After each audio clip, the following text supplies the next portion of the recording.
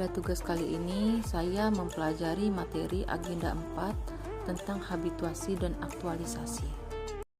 Habituasi dapat diartikan sebagai sebuah proses pembiasaan pada atau dengan sesuatu supaya menjadi terbiasa atau terlatih untuk melakukan sesuatu yang bersifat intrinsik pada lingkungan kerjanya.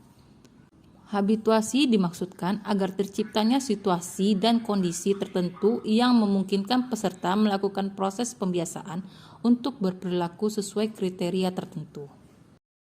Konsepsi habituasi. Habituasi merupakan pembiasaan dan bersifat intrinsik.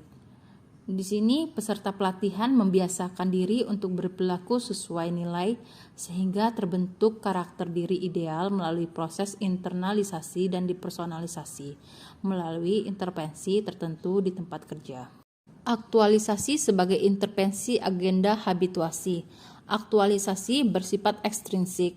Kemampuan yang harus dikuasai peserta pada pembelajaran.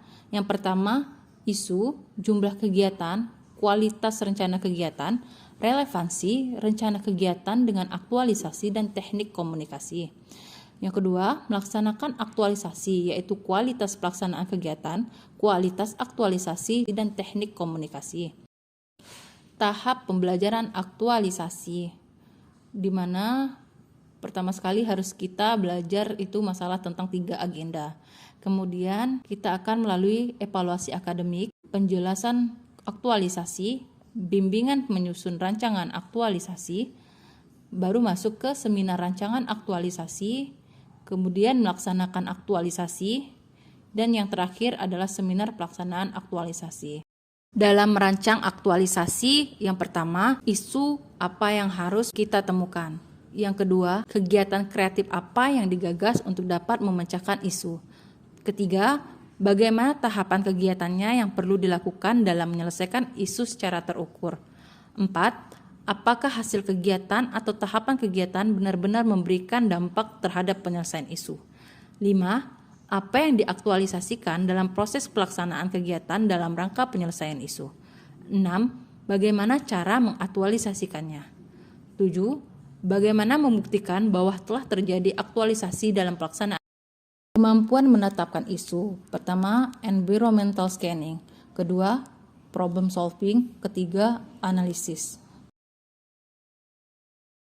Penilaian kualitas isu. Teknik analisis yang digunakan, yang pertama, urgensi. Seberapa mendesak suatu isu harus dibahas, dianalisis, dan ditindaklanjuti.